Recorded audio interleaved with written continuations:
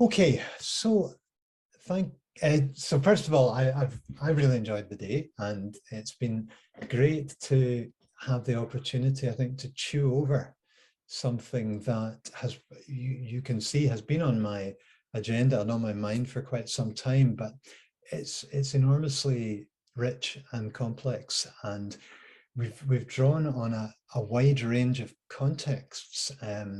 There's just so much to learn, and it strikes me that one could easily devise a master's in reflective practice, actually, just based on some of what we've encountered today. So it's ambitious in a day, and I suspect for others it will be like me, that it's raised as many questions as answers. That seems entirely proper and in keeping with reflective practice. I'm going to begin this session, first of all, I'm going to ask each of our panel to comment briefly on this initial heading, the pros and cons of reflective practice. Before I do, though, I want to say to everybody who's on the call, if you have a question or a comment, then please put it into the Q&A, and I will keep monitoring that and bring it back to the attention of the panel. So that's where we'll go. I'll make that request now. But first of all, if it's okay, I think I might start with you, Tony, if that's all right. Your thoughts on that initial question, the pros and cons of reflective practice. Well, obviously, it's about defining what people mean by reflective practice, and because it's reflective, it probably means different things to different people. In my session, I talked about in our practice, it's in 3 areas. We have anticipatory reflection, which is what you do before, and I think that's incredibly important. There's reflection during the mediation and what you do post. Because we offer and run peer supervision groups and professional mediation supervision, I think that the cons for some people could be the added expense. A lot of mediators struggle with getting enough work and enough mediations, and so adding to it can be a burden. In the area of psychology and social work, psychotherapy, they have a requirement for supervision, and a lot of people find that a burden because, and you get an industry built up where the supervisors are there providing the supervision for the professionals, and it becomes very circular. So I think that's the potential con for mediation, is that it just becomes a bit like accreditation systems and CPDs and so on. So I think there's a potential downside from that, but obviously doing it simply makes sense. Thank you.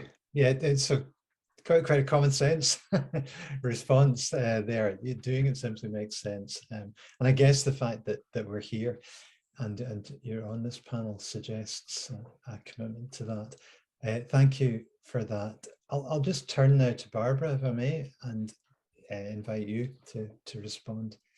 Thank you very much.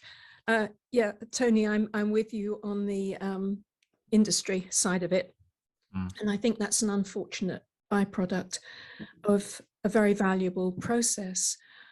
I think setting aside time to think about your work and be listened to about your work is very helpful. I think the cons are that it can become rote, and that you can end up knowing what to say and saying it. And that's true of any kind of process, really. And it's getting beyond that, I think, to think more about the value of it. And the other thing is, I think that it's important to read some of the literature that is critical of reflective practice, because they make good points. And as mediators, we're supposed to think about both sides of everything anyway. And there are some useful papers. You may or may not agree with them, but I think it gives a more holistic view of reflective practice. Good point. Thanks, Barbara. Yes, so your own being one of them, I should say, and Barbara's work is available, a lot of it on SSRN. If you were to Google Barbara Wilson, author SSRN, you'll find that these are freely available. Much of Barbara's writing is available on that Social Science Research Network, I think is what it stands for. But you've written about this topic. Well, thank you. Now, I'm going to turn to Patrick, but I just want to begin by asking you to say a little bit about yourself, Patrick. I know that both Tony and Barbara, I think their biogs are in the program, but I don't think yours is, Patrick. So if you could just introduce yourself and then answer the question as well. Thanks, Charlie. I'll do that. I've got a legal background. I practiced as an advocate in South Africa for 30 years, becoming senior counsel in 2010. And in 2017, I did the master's course, Charlie's master's course at Strathclyde. And since then have been involved, firstly with the course and then involved in the mediation clinic. And I've actually done a lot of mediations for the clinic as first a student mediator and then a lead mediator. And I'm still actively involved in the clinic, and it's been a fantastic experience. I'm going to comment briefly on reflective practice from the clinic's perspective, because it is that's where I learned about reflective practice. That's where I became acquainted with it. And in the clinic, we perhaps don't have the cons that Tony mentioned, because the reflective practice in the clinic is really the completion of a written reflection after each mediation. I think the pros of that reflection are that, again, in the context of the clinic, it's really aimed to a large extent at learning not only self but with other mediators. We use the co-mediation method or process in the clinic. So we have a lead mediator and a student mediator, and the reflection is done by the two mediators after the mediation. Hopefully, in some instances where it's possible, the two mediators will have a short sort of debrief after the mediation, have a brief discussion about it, but then a more depth reflection in the written reflection. When I do reflections, I usually ask the student mediator to prepare the first draft and to add their comments, and then I add mine, and then the reflection goes through to the clinic, to Charlie, and he then thus far has been adding some comments to that. I understood from what Charlie said earlier that might change in the future. I know that we used to do this. I'm not sure that we've done it for a while, but we used to also share the reflections amongst other mediators in the clinic. So it actually had an additional learning element to it, in that the reflection didn't stay with the mediators, but was actually shared more broadly amongst the other mediators. So that learning experience was actually extended to other mediators in the clinic. I think on the con side, in the context again of these reflections, the con side is the time that it takes. It obviously takes a lot of time, depending again on how many mediations you're doing. But if you're doing quite a few, it does take a lot of time to prepare them, particularly if you do it properly. And it's actually imperative to get them done quickly. I've recently had an experience where I've fallen a bit behind, and once you get behind, you kind of stay behind, and it becomes increasingly difficult and more time consuming to write them, because you can't really sort of exactly remember what you wanted to put in them. So I think for me, that's a con, is the time factor that it takes to get them out. Thanks, Patrick. So those are three different angles. I mean, you've heard a little bit of my own thinking already. I don't think I'll say much more about the pros. And I just want to offer one observation from my earlier experience I didn't touch on, which was, maybe I hinted at it, is sitting in practice groups where the telling of a war story resulted in, first of all, a lot of length, and then it was sometimes answered with, here's a piece of my mind. Now, I wouldn't have done that, I'd have done this. And here's how I do things. And sometimes that became quite competitive. So I think I've been influenced by the potential for And it's like anything, you bring people together in conversation with no structure and no purpose, then we run the risk of patterns developing which are not sought. And actually, I've learned a lot today from other trades about some of the frameworks that we might apply so that we don't simply say, well, let's all get together and chat. Sometimes that's delightful, but I think there's a purpose. These are purposeful conversations. That's the very strong thing I've picked up today from other trades and their approach to reflective practice. Okay, so I asked for questions and I see one has appeared, which is from Tom. The quality of the facilitator is important. I couldn't agree more, and that's really more of a comment. I wondered if I might jump off the back of that comment to ask the panel a little bit about any thoughts and experience of the facilitators' moves. What indeed, in your experience of good reflective practices and good reflective groups, what have the facilitators done that enabled that?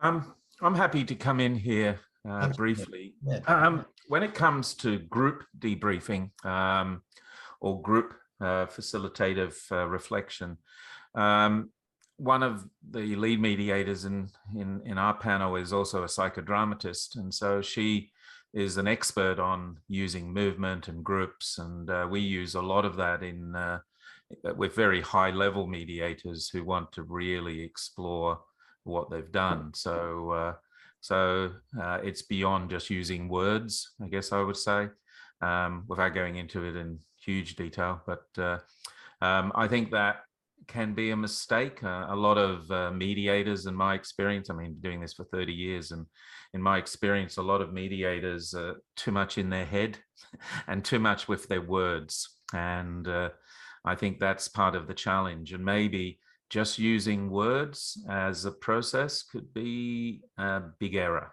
And I know, Patrick, you talked about writing things up. I also think that would really concern me if it's a set process, because again, some people do this appropriately with writing. I mean, I talked in my session about the advantage of journaling, which is something I get my students to do when they're learning to be mediators. I think journaling is valuable. It's not valuable for everyone.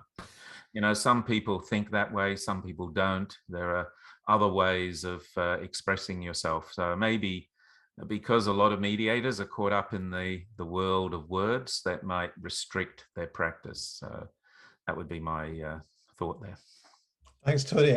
Your acknowledgement of the mediating from the neck up critique is really timely.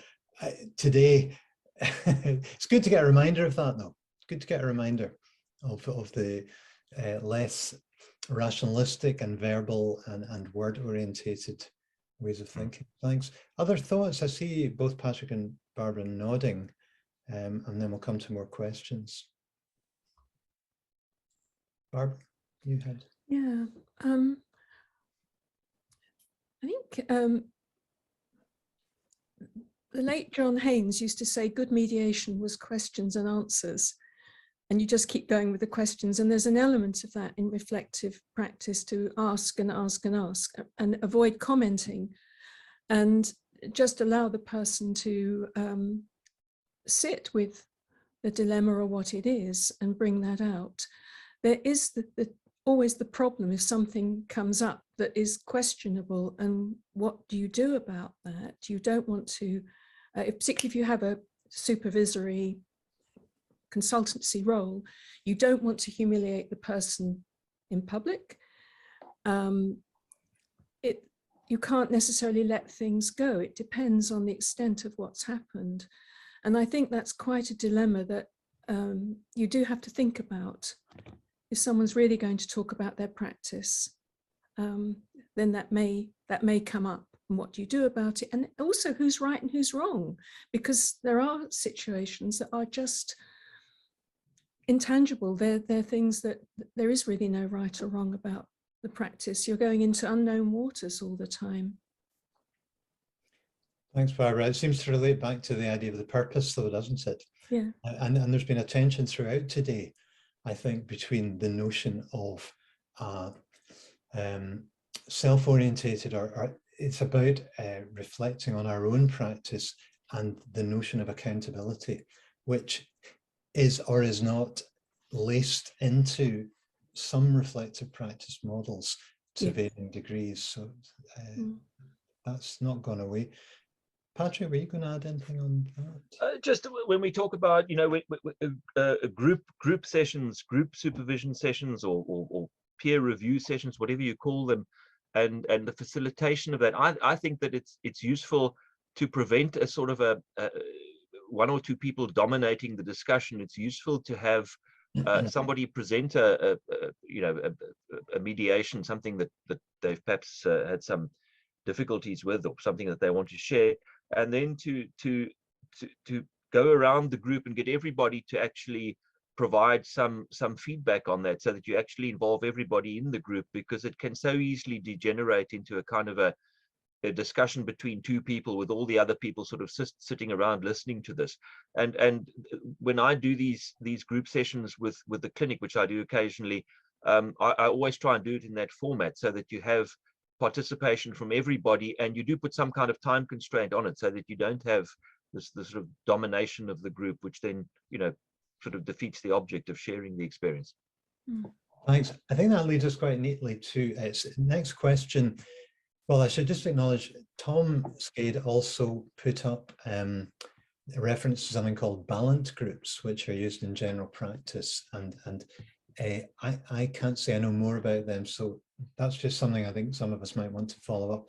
Steve Nail has a question or a comment, and I think it's quite relevant. I'd like to ask the panel, what's the importance of the experience of the mediator? Is supervision, coaching, mentoring a skill in itself, and something that otherwise experienced mediator may not have? And I think specifically, I suppose I'm asking that I think for me that touches on something quite significant. Lots of professions, and probably in appointing people to these supervisory type roles, or roles where they have some kind of authority and some kind of educational role, tend to favor those who are expert in their trade, in their profession.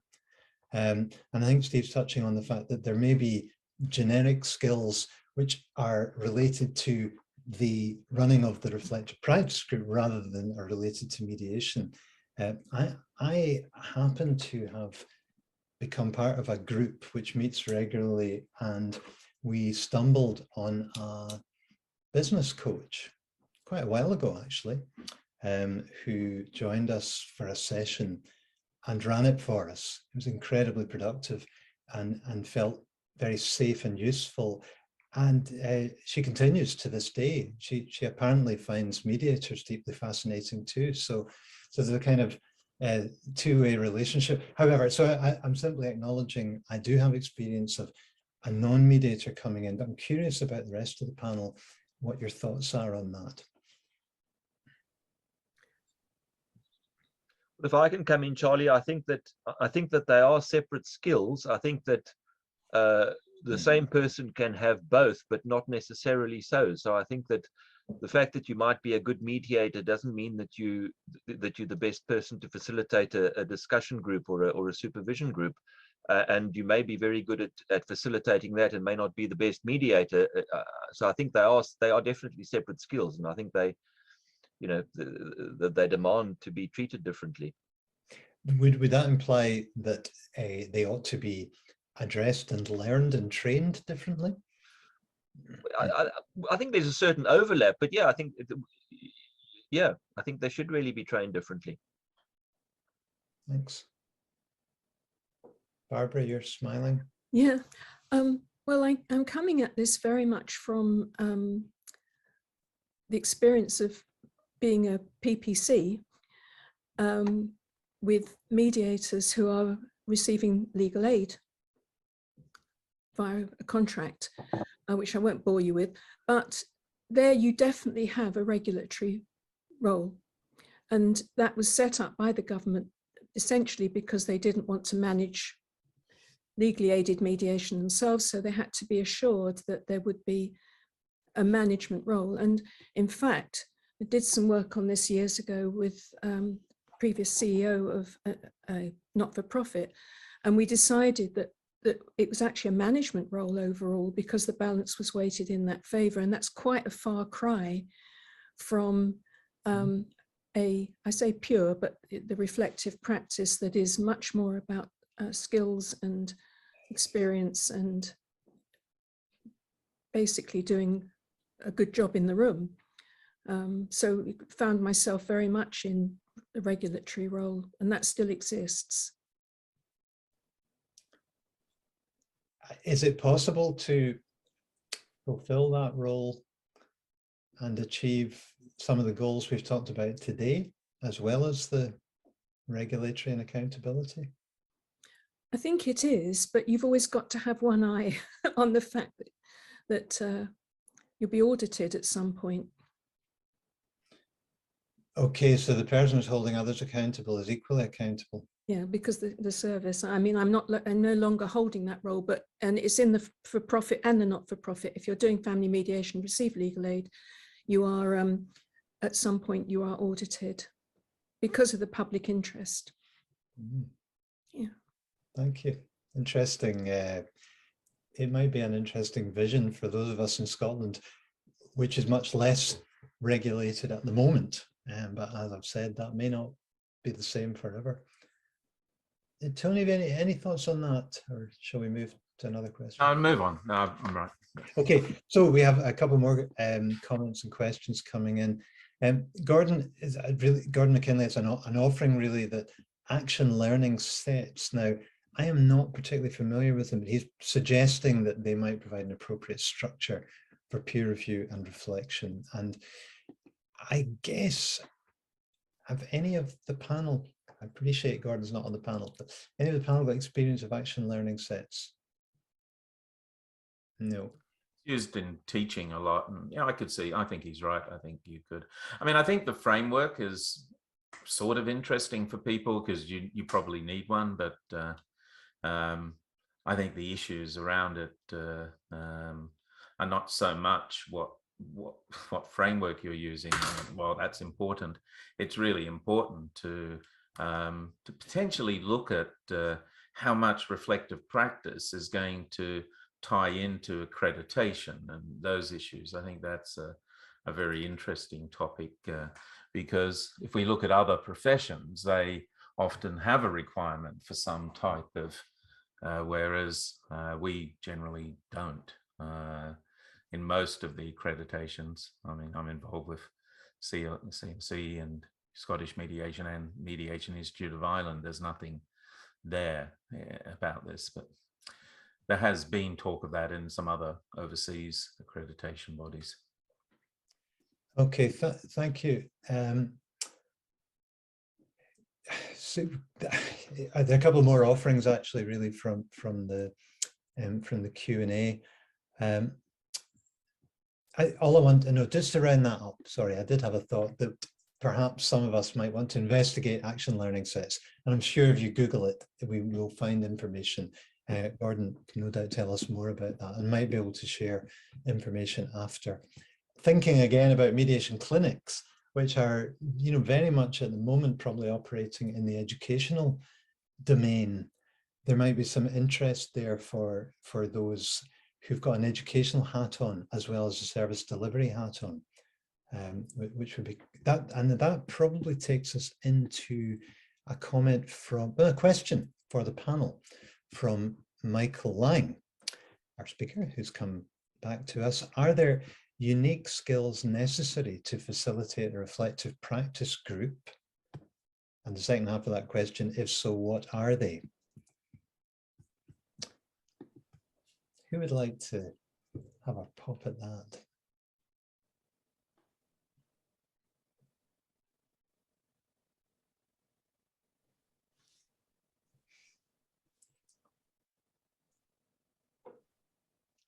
happy to come in if no one else is. We've One gone thing. through it. Yeah. Sorry, was someone else? Did I come on top of someone? No. I think please carry on, Tony.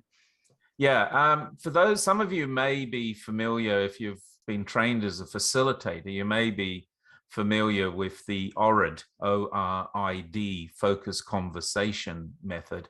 It's widely used in various team discussions, coaching, and facilitation. And O stands for objective, where this is 4 levels of inquiry. Objective, where you gather facts, data, numbers, stats to set the context. Reflective, you elicit emotions and associations and personal reactions to what you've just uncovered. Interpretive, where you examine your own and the group's assumptions, values, and implications to get deeper meaning. And then D for decisional, where you look at options and you determine priorities to drive the action. You go through those levels internally, but then you also can go through that as a facilitator, can use that as a framework. So as I said, it's fairly well known. Some of you may have been trained in it. It's often used in process and interaction processes. So yeah, it's ORID. It might, and some people have the O as your senses, the R as your heart, the I is your head, and the D is action. So that's another way of remembering it. So that's one thing I would offer up if you haven't seen it. So that's one offering in response to Michael's questions. Curious, Barbara, with your experience as a professional practice consultant, were you trained as a separate thing to being a mediator? Yes, I had to go through a separate training, which was actually in '99. It was in addition to being a mediator, obviously. And that was actually psychodynamic because we hadn't gone any further than that. So it's very much based on a family therapeutic model. And it's moved away. I have to say it's moved away from that significantly now. I don't know that there are unique skills. I think maybe there are the full-on skills of a mediator to be facilitate a reflective group. It's like being curious, not knowing the answers, and actually, I think wanting the best for the mediator who's telling their story, to bring out the very best in them, and give them the freedom to know that they're not going to be pounced on, so that we can all learn from that. And I think that's true of ourselves. You know, you're saying earlier on, you know, when things don't go properly, Michael was saying, you know, about fail better next time. And I think that's really important because there are no, you know, we're in very uncharted waters a lot of the time with mediation. We really don't know when we go in. We have an idea, but something will happen and we'll be taken by surprise. And I think that's something that we need to think about with other practitioners, that it's all very fine with 20/20 hindsight, but when you're actually in the room, it's different. So you're noticing some overlaps or synergies between some of what you would identify as mediator practice and some of what you'd identify as the professional practice consultant practice, specifically this stance of hoping the best, wanting the best. I might call that unconditional positive regard, stealing from the counseling world. And I think it's quite interesting. That's not to minimize facilitation of a group as a skill in its own right, but you're noticing some interesting overlaps there. Yeah. Thank you. Patrick, any thoughts on that? I gather from what Barbara's saying that Barbara, you're talking about sort of a one-on-one meeting between, you know, the mediator and well, the supervisor and the other mediator, sort of a one-on-one discussion. Yes, also a group discussion as well. You can bring that ethos to a group of bringing out the best in people and trying to. I mean, it doesn't always work, of course. But, you know, we are in a leadership role in that situation. If you are facilitating the reflective practice, you are temporarily, at least, in a leadership role. that chimes with now I can't remember which workshop I was in, and so forgive me if I'm not attributing this, but someone today was talking about safe.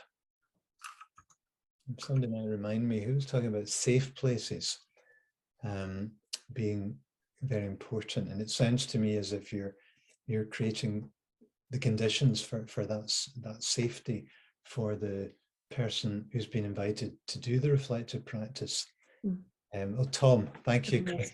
It goes back to before lunch. I've forgotten what happened before lunch, of course. So something's stuck in my mind, and it does strike me that there's something gives me the heebie-jeebies about the thought of people not feeling safe and responding defensively. It feels, just a personal reaction to this, it feels like a recipe for defensive and formulaic responses, which will be primarily about defending the self and protecting the self, which is an instinct we all have. And I'm just curious about that, if anyone on the panel has any thoughts about these questions of safety. It's particularly when we're in groups, I think, but they're not unique to that. They would also apply in one-to-one conversations with somebody who's called a supervisor or a PPC or a whatever. Well, I think Charlie, that the safer you feel in the group, the more likely you are to reveal more about about your reflection. I think that unless you create that safe space, I mean, what you put into the reflection depends on you, how much you want to disclose. And I think if you don't feel safe, if you feel under any kind of a threat from whatever source, you're going to tailor your reflection accordingly. Yeah, of course. Yeah, absolutely. Thank you. Any practice ideas, Tony or Barbara, about specific measures to ensure that safety?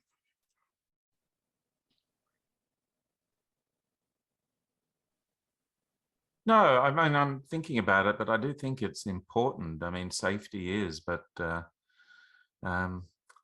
sometimes, I mean, I do wonder that for a lot of mediators, that they, depending on the work they're doing, I mean, we're talking about mediation here, but I'm thinking of some community and family mediation where it's getting into areas that can be incredibly triggering for people, issues which they find difficult, less likely in commercial and civil, more likely in the workplace. In workplace mediation, we often talk a lot in our training about people having to deal with issues with cases that involve bullying or harassment, because it can be very much bringing up issues, and being able to step down and refuse certain work. I remember years ago with my involvement in community stuff and family stuff in Australia, that was a big issue for people. So I think those would be the areas that I'd be concerned about. Mm. Do you want to add something, Barbara? Yeah, I would agree with that. I think sometimes you mediate cases that are very close to home, and you maybe have to make a judgment about whether you should take it on, carry on. And that will happen to your colleagues as well. And I think you need to find some way. And I think being accessible to people and saying, look, you can talk to me. You don't have to reserve it for the reflective practice discussion. You can actually come to me and talk openly about things that you may not want to bring to the group if it's too distressing. And I have known that with people where they found themselves, you couldn't have predicted it at all, because we don't know what's going to happen. We may get a précis of the issues, but we never know what they really are until we're in it. And it becomes very close sometimes. And I have known people have to step back, and then you've got to deal with how you discuss that and what you tell the clients and all the rest of it. I mean, it's rare, but it does happen. And but the question was about creating the safe space. And that is a relational issue, I think, that you build trust and people do feel free that they can disclose things if they have to, without your being nosy about it. Yeah. I think the one thing that's going through my mind as we're talking about this, though, is, again, looking at different types of mediators. If you're in private practice, there's often a lot of pressure to take cases. We talked about this in the workplace one, where there's a real problem with people taking cases in workplace mediation that they shouldn't. But they're doing it when we debrief with them afterwards, often because the cases have gone bad. You know, they know they shouldn't have taken the case. It's an inappropriate referral by HR.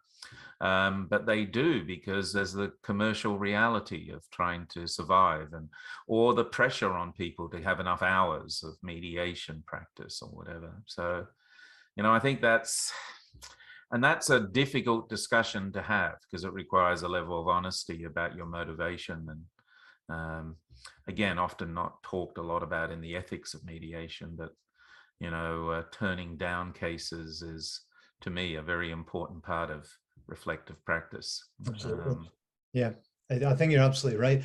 Because one of the ethical components of research, having done an ethics application for my own research, it is that we have to have an appropriate expertise if we're going to ethically become involved with other people. So I think there's a dimension that you touched on there, which strikes me as important. What I'm going to do now is, this is the quick fire round. I know I can see there are 2 or 3 more questions, but I just want to, so I've got 4 questions, which I imagine the government, Scottish government, for example, who may, shall we say, decide to dip their hand in their collective pocket to finance mediation in future to some extent, or to support it even. The kind of questions they might ask. So the first one, if we think reflective practice is important at all, from each of the 3 of you, how often? Yeah, quick answer. Tony, how often? As often as you need. I mean, because again, I'm talking about before, during, and after. I think before, always; during, always; after, it depends on the type of work you're doing. Well, let me be more specific. I'm the government, and I'm saying, you mean from the government? Tell me, how much have I got to pay for it? I've got 100 mediators doing 1,000 cases. How often do they need to be provided with a reflective practice opportunity? Very much about volume. I mean, if that's equally distributed, the sums aren't that difficult. But if you start with, and so much work depends on availability and mismatches and matches and stuff.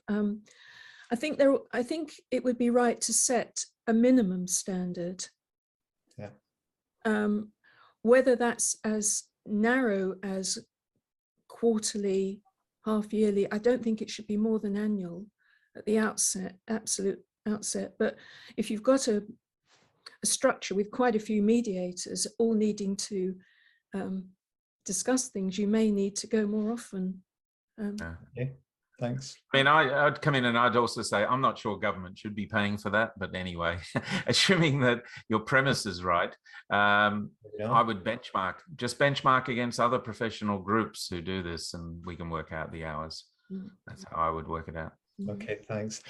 Patrick, any thoughts? So just generally, forget about the government for a moment, about how frequent and how often?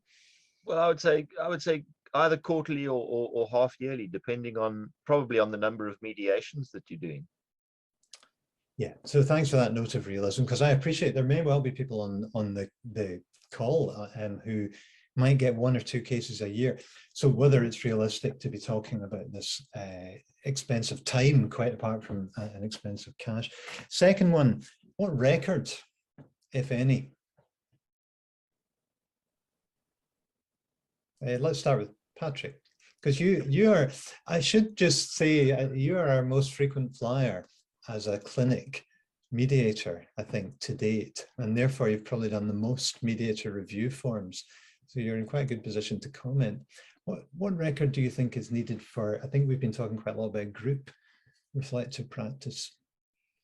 Well, I think a record of the reflection, but obviously anonymously and in such a way that, you know, the confidentiality is preserved. Okay. Mm-hmm.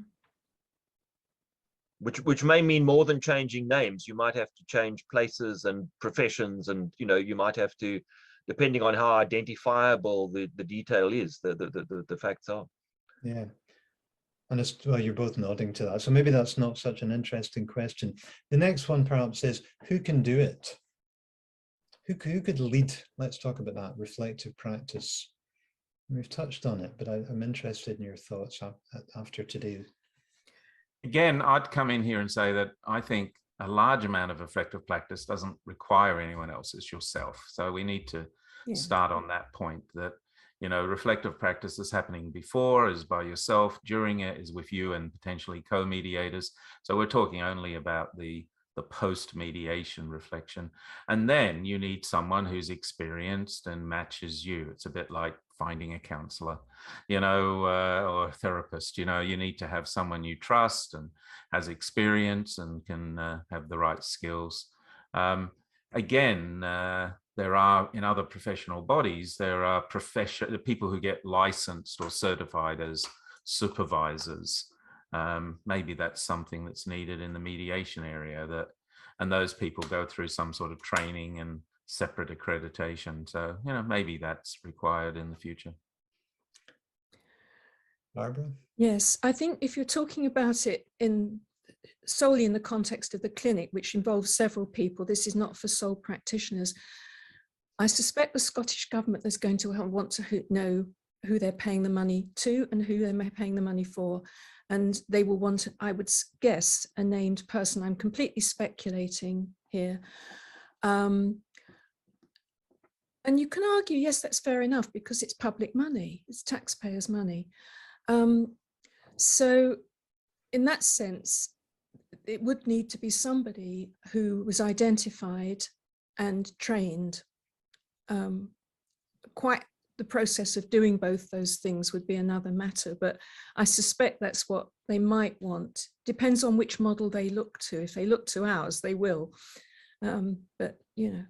And if public money was not involved, I mean, let's assume many of us will operate entirely in the, if you like, freelance private sector. Then do you have a thought or preference about it, or would you just choose whoever seemed right to you?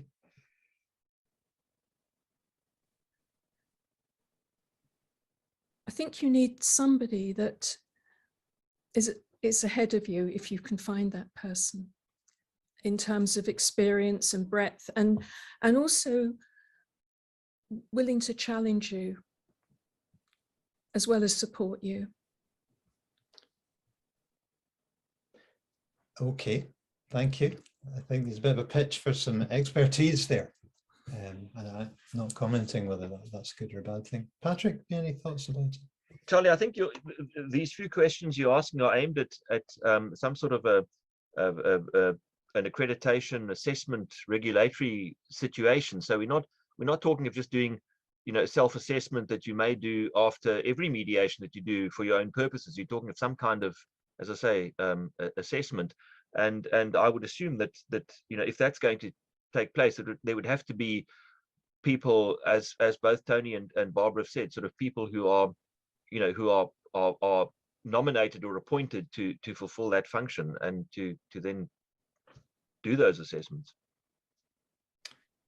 Okay, yes, so it feels as if we're straying into the territory of regulation and what happens when you take the King's shilling, you know, which has got some overlaps with this, but it's maybe not the conversation for now.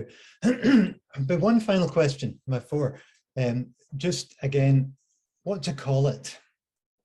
Okay, we're skirting around a little bit. There's a range of terminology around today, which I mean, I find that helpful. I don't mind that there are alternative ways, but I'd be interested in the three members of the panel, and specifically again thinking about the interactive dimension of this, where we meet with at least one other person rather than our own personal reflection. What would be your pitch for a title for this event? I'm happy to go with professional supervision, only because it's a well-known term in other areas, but people may not like that. Okay, for me, that's what I would call it, professional supervision. And you might have asked, and do you? I mean, would that be a term you currently? We use that, Yeah, that's what we use. That's the term we use. Thank you. Patrick, you've got. I think I would. I mean, I hear what Tony's saying, but I think I would prefer the term review. I think it's, you know, it's perhaps a sort of a more neutral and a less sort of, you know, creating this idea of somebody sort of standing over you, some superior supervising you. I think a review is kind of, you know, perhaps more acceptable to people. Mm. Okay, thank you. Barbara? Yes, I like that. I mean, we've got stuck with this consultant thing, but that sort of assumes that the consultant knows what they're doing. Very often, you know, we're dealing with all sorts of things where there is no real answer when you get to a certain level. So I like the review as well. I think that's nice. Thank you. Okay, I'll return because we had a few more questions. I mean, Steve, it's probably more a comment than no, I think it's a question for all three. Are we entitled as managers or supervisors to expect, simply on the basis of our position, for people to feel safe with us? No. No, never. And then Safety. further, Safety. we're all nodding. We're all shaking our heads. What then? What then, in addition to position, maybe useful for everybody to hear your thoughts on what might render people, enable them to feel safe with us? Yeah, I mean, safety is complex for many people, but I think that the emotional intelligence, the skill, the experience of the supervisor is what's very important. And also, in some cases and in some settings, this may need to be external. And it shouldn't be your direct line supervisor. I can't actually think of a situation where I would see the supervisor or manager being the right person for doing this anyway. Maybe there is, but in my case, I would never see that as being the person. So I think if that's the premise of the question, then the answer is that shouldn't be them.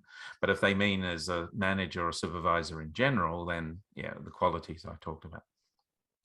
Okay, that's an interesting response, Tony. So you would actually, if your preference would be to have those as quite distinct and separate roles. Absolutely. I wouldn't even consider using the person's line manager. Okay.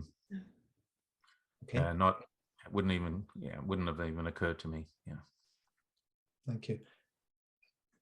Barbara, you got thoughts on this one as well? I just think if you've got several people, as it were, I don't like the word reporting, but you know, coming back to one facilitator, one reviewer, they need to be treated the same. And I think there needs to be something explicit set out about what they can expect of you, and a conversation around that as well, which is certainly what I've experienced in the past of having a supervisor that was very explicit with me and sent me a document. It wasn't overly formal, but it set out what I should expect of them, right down to availability and so forth, and what they expected of me. And I found it very helpful actually as a starting point. And then we had a conversation, but it cleared a lot of the uncertainty. Okay, that's another component of safety. Patrick, anything to add on this? Just on the safety, and we spoke earlier about, you know, how much when you reflecting how much you disclose, and I think we agreed that it depends on how safe you feel in disclosing that information. And I think that the safest you're going to feel is if this review is taking place confidentially.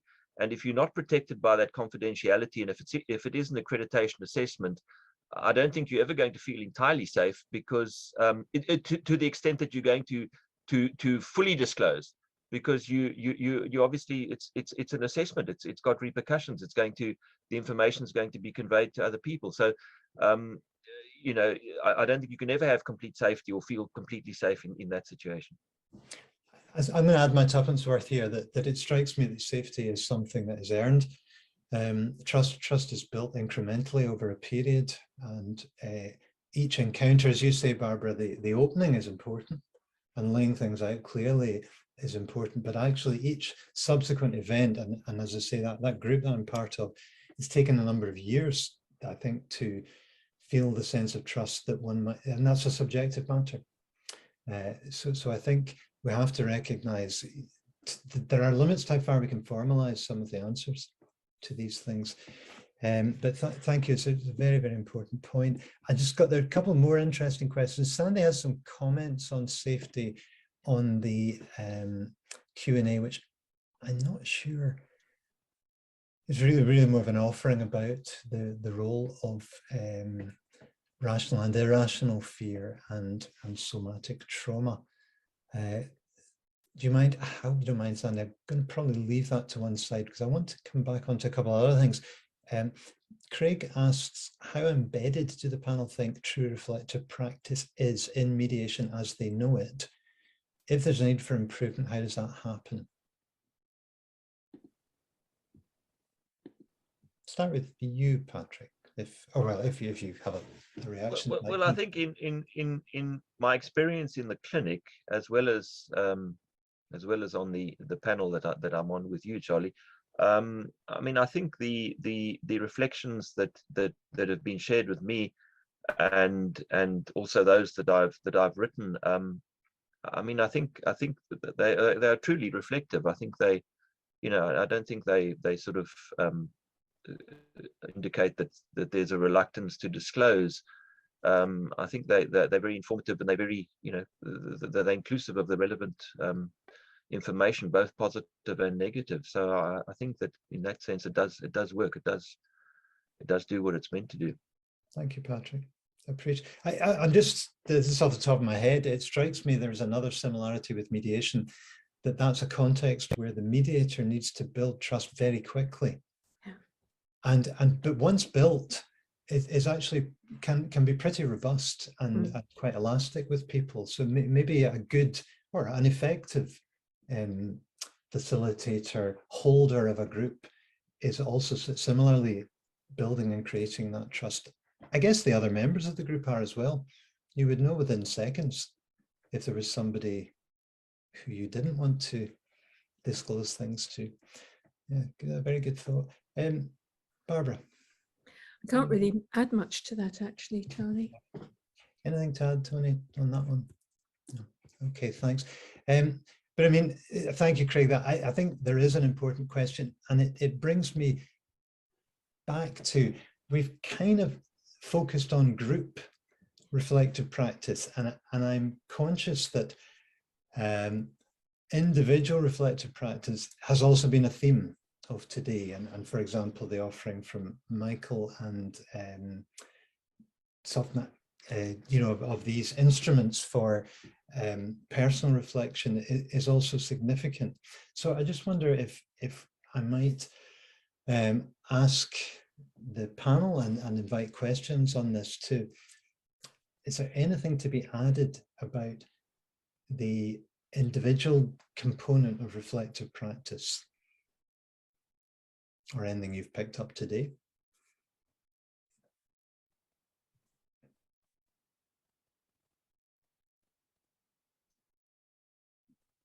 No, but I mean, I understand why the discussion went down the group area, but I think the only thing I would say, the danger with the personal, with, I refer to it as the, the anticipatory and the participatory, what's happening before and during, is that because it's less formalized, it may get easier to be avoided or forgotten or disappears. And if it's not part of an accreditation requirement, then probably those who are doing it are the ones who know about it and are doing it, and those who aren't doing it are the ones who couldn't care less and wouldn't consider doing it. So yeah, it's sort of a bit of a problem. I mean, I work a lot in the commercial and civil as well as workplace, and a lot of the mediators I work with in the high level commercial, they wouldn't even consider it. No, I agree. It wouldn't darken their doors. I think this is nuts, perhaps, to be honest. Yeah. The market may be sifting the people whose expertise is not improving. So you might rely on the market, but perhaps not. you might be aware that there's a strand of literature with the fascinating title Unskilled and Unaware of It from social psychology. And that's a salutary reminder that what you've touched on there, it may well be that those who most might benefit from taking time to reflect may find it difficult to recognize the need for that. So I'm not saying it's a be all and end all, but nonetheless, I'd just like to get in about this personal reflection somewhat more. Barbara, you've written about that and you've had some thoughts about that. Yes, well, I think we should stay curious, and also, you know, when unless you want to learn more, you won't. And it's about thinking when things go wrong. I know I had a series of disasters several years ago, and I got into Donald Rumsfeld territory of unknown unknowns, and I realized there was a whole layer of stuff I needed to look into, but not everybody wants to do that.